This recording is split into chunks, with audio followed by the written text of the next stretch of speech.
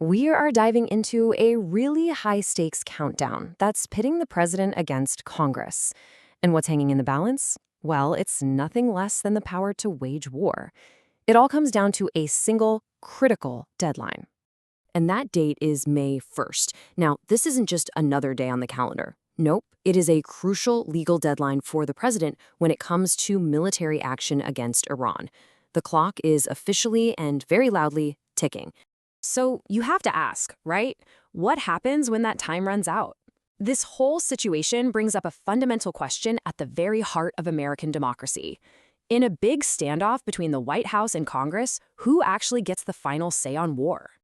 To really understand what's at stake here, we need to look at the rule book, the one that's supposed to govern this exact situation. It's a law that was passed way back in 1973, right in the shadow of the Vietnam War. It's called the War Powers Act, or sometimes you'll hear it called the War Powers Resolution. And its purpose? It's crystal clear: to make sure that the decision to send U.S. troops into harm's way isn't made by the president all by themselves. It's supposed to be Congress's big check on a president's war-making power. Okay, so this is how it's all supposed to work, at least on paper. Once a president sends in the troops, they have to tell Congress within 48 hours. And that starts a very strict 60-day clock. If Congress doesn't give its stamp of approval by the end of that 60 days, the mission is supposed to be over. It's that 60-day limit that is driving this whole May 1st deadline we're talking about. All right, so if the law seems that straightforward, what's the problem? Well, the issue isn't really the law itself. It's the messy reality of politics. Getting Congress to agree on anything, let alone something as big as war, well, that's where the real conflict begins. As things stand right now, getting Congress to authorize a continued military campaign is anything but a sure thing. The divisions in Washington are seriously deep, and they run right through this issue. This is absolutely not a simple rubber stamp for the president. Now, what's really fascinating here are the numbers. This recent Senate vote to limit the president's authority, it failed, but just look at how close it was, 52 to 47. That tells you just how razor-thin the margin is and that there is major opposition to an open-ended conflict. And get this. It's not just a simple partisan divide. This quote from Republican Senator John Curtis makes it totally clear that even members of the president's own party feel bound by the law. They're demanding that Congress gets to have its say. So the bottom line is, the White House can't just count on party loyalty to get this done. But here's where the story gets a whole lot more complicated. Because over the years, presidents have found some, let's say, creative ways to argue that the War Powers Act doesn't always apply to them. It's a whole history of legal workarounds. You see, for as long as this act has been around, presidents from both parties, by the way, have challenged it.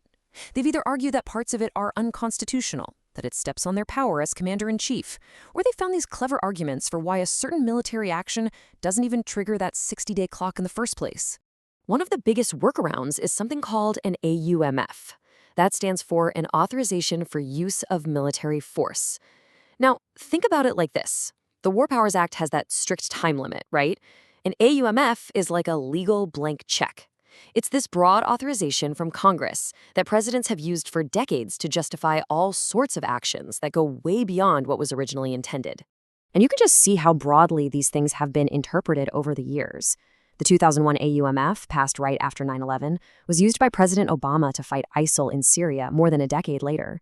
And President Trump used the 2002 AUMF, which was originally for the Iraq War, to justify the strike against Iranian General Qasem Soleimani in 2020. These are powerful, incredibly long-lasting tools. So what's another tactic? Just redefine the terms. President Clinton argued the War Powers Act didn't even apply to the 79-day bombing campaign in Yugoslavia. Then in 2011, the Obama administration claimed that the military action in Libya didn't technically count as hostilities under the law. By doing that, they avoided the 60-day clock entirely. It's a real pattern of pushing the legal boundaries. So, given this whole history of legal challenges and workarounds, what is this president going to do when that May 1st deadline finally arrives? This, my friends, brings us to the endgame. The decision here isn't just a legal one, it is intensely political. The source material points out three really key factors at play. First, public opinion polls show Americans are against this war. Second, the president has built his entire brand on the idea of winning.